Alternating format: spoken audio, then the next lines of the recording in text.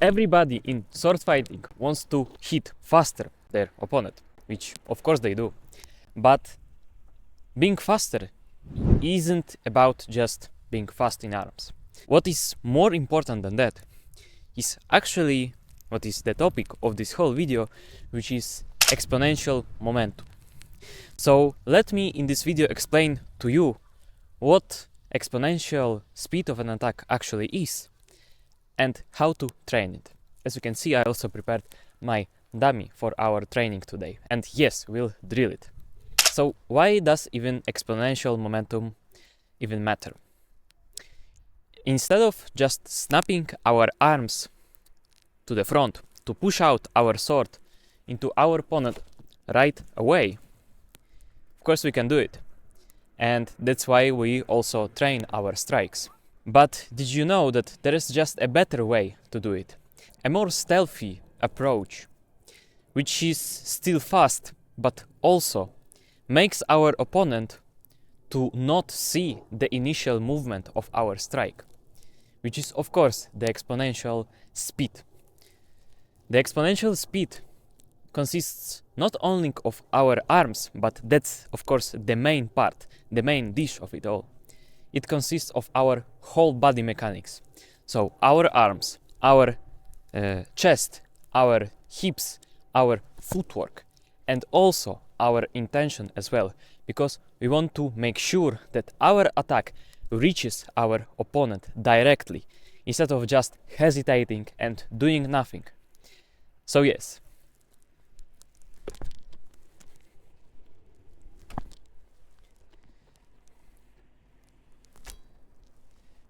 this is one of the basic examples for exponential attack with our longsword. As you could observe, I haven't snapped my arms to the front right away. In the initial stage of moving my sword, I started very slowly. And you could see that only at the middle part of the whole motion, or even at the end, I do this snapping motion.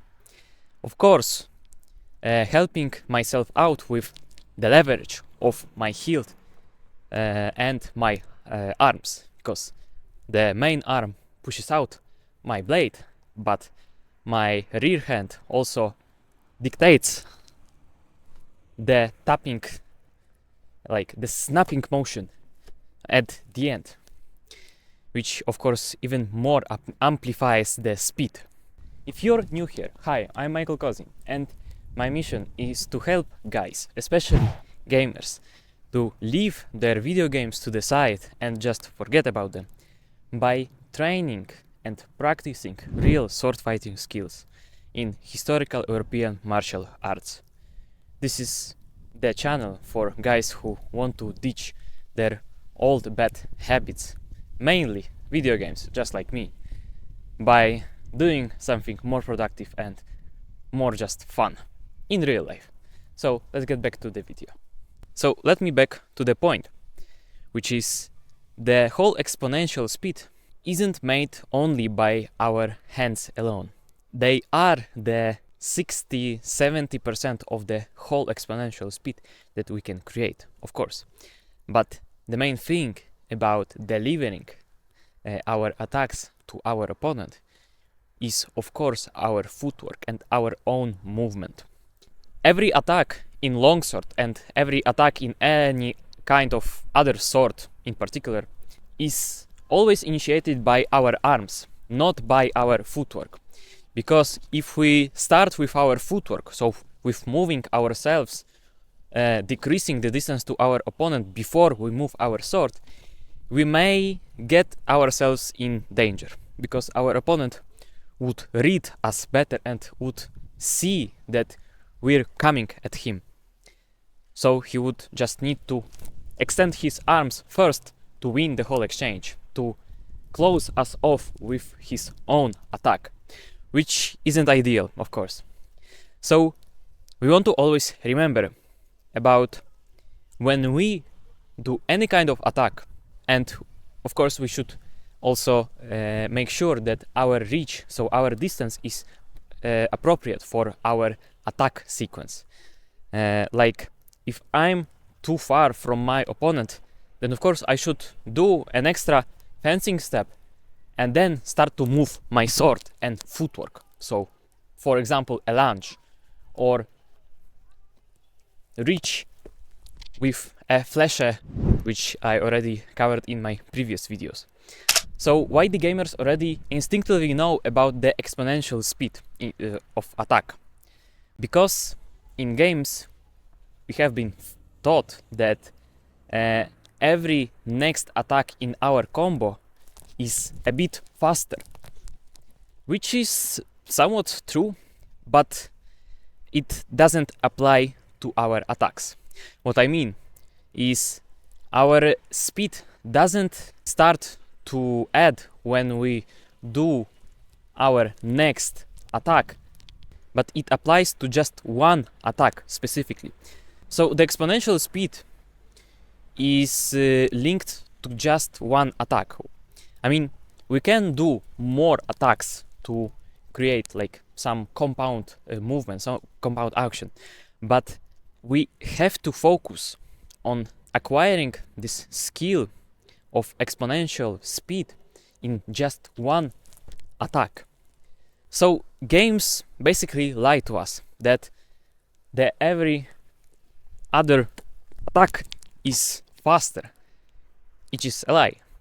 The first direct attack has the exponential speed, and of course any other one.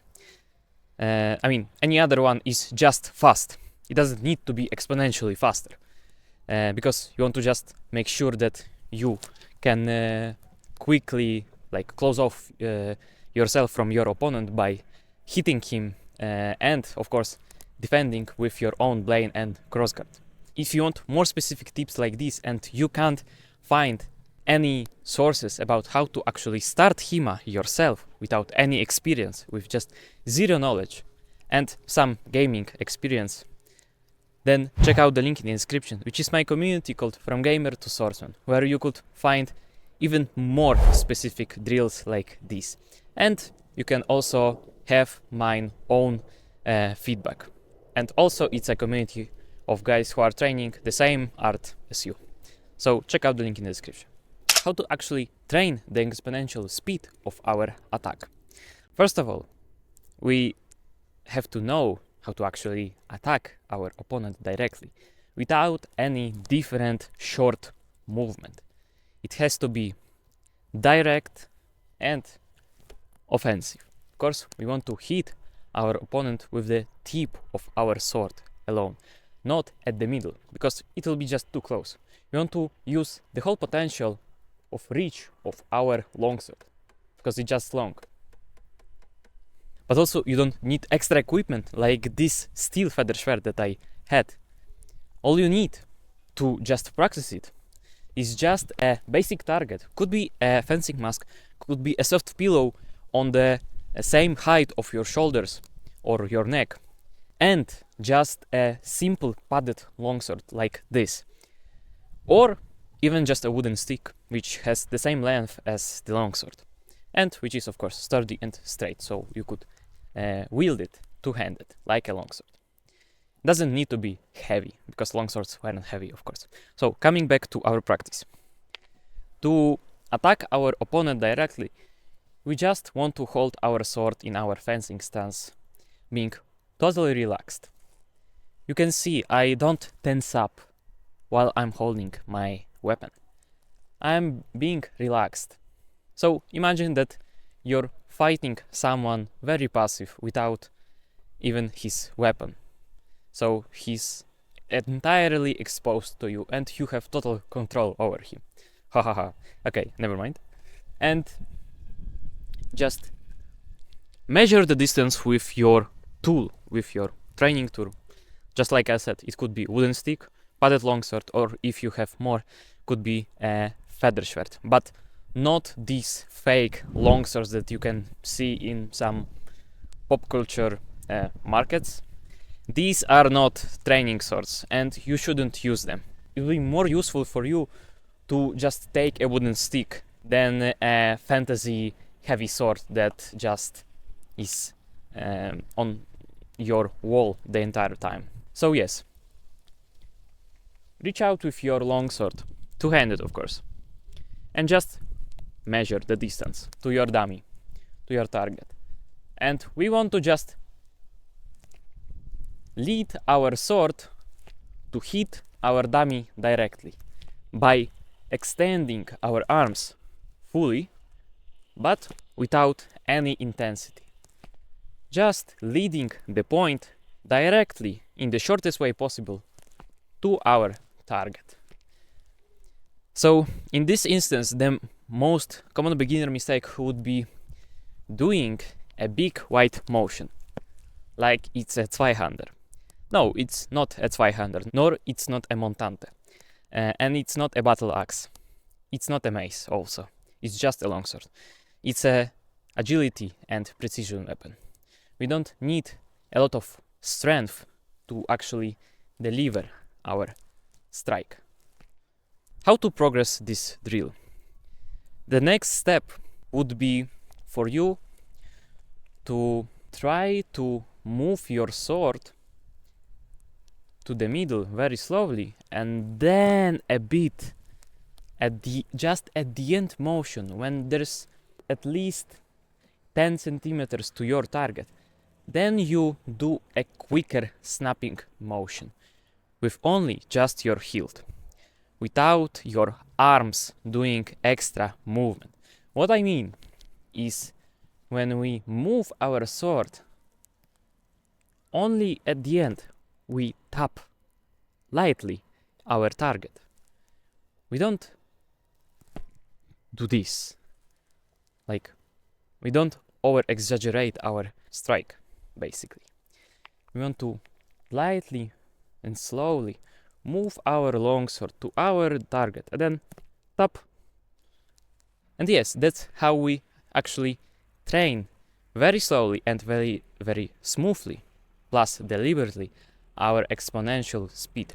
Not right away and not with full force and full speed. At the beginning, just training our muscle memory how it should be done. That's why we do it slowly, to have more time to focus and think about it, to do it properly, basically. So once again, measure the distance, and we'll do around like 5 up to 10 repetitions of this movement. Tap, tap, tap. Remember about recovering your sword to yourself. Tap, tap, tap, tap, and the last one. Tap. Very nice. So to progress this drill, now we'll add on a bit of more intensity, but just only a little. So measure your distance. Make sure to move your sword slowly at the initial stage, but only to the middle. And when you cross like the middle of the whole path of our tip, then we do a bit more intensity. We add on a bit of more speed, and when there's 10 centimeters of 5 just right before impact, then we snap our hilt to do this some kind of tapping motion. You see that I use the leverage of my hilt with my left hand. I don't even move my right hand whatsoever. The tapping motion is made with the leverage of our hands and our grip. So let's drill this kind of motion for 7 up to 10 repetitions. So once again, we move our sword to the middle, then we add on the spin and then tap. So slowly, faster, faster, faster, snap. Slowly, faster, faster, faster, snap. And recover. Slowly, faster, faster, snap. Slowly, faster, snap. Slowly, faster, faster, snap. Once again, slowly, faster, faster, snap. Recover. Remember about always recovering the sword to yourself. And 3 more time. Slowly, faster, faster, snap. Once more. Slowly, faster, faster, snap. Slowly, faster, faster, snap. Very nice. So that's how we drill our exponential speed of an attack. But if you want more challenge and you want to drill this more, then we can also add our lunge sequence or flecha. But in this instance, I'll just do the lunge because I don't have so much free space for the flecha. To do the lunge sequence with our exponential attack, we extend our arms to measure the distance with our tip. Then we take a small step to the back, so we're out of reach, as you can see. I mean, I can reach my opponent if I lean forwards, but that's not what it's all about. So I'm just out of reach of my target. And I stay in my fencing position. So my right foot forward pointed towards my opponent and my left foot to the side. Up to 90 degrees, could be 45 degrees. Doesn't really matter. And to do the exponential attack with a lunge, we want to firstly initiate the whole movement with our arms alone. So in this instance, we're just moving our arms. At the beginning, without stamping motion and faster movements at the end. Just leading our sword. When we lead our sword, we want also to follow up with our front foot kicking forwards and our back foot extending, like springing us forward. And that's the position we want to end our whole movement. So the end position of our lunge. And to recover from it, you just have to take a step back into our fencing stance to repeat the whole movement. So once more, you lead the hands, so the sword, forwards. Then we add on the lunge. And then we tap our target. Once more.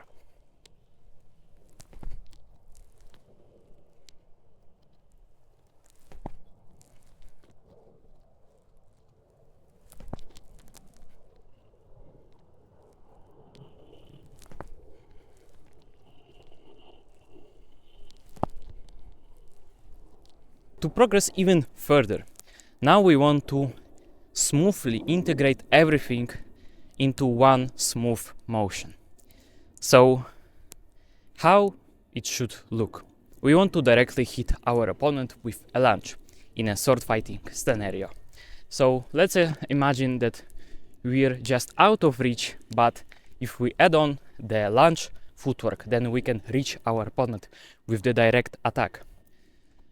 So how does it should look?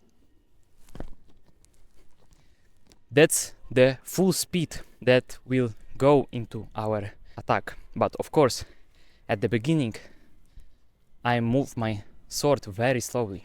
So look again. One more time.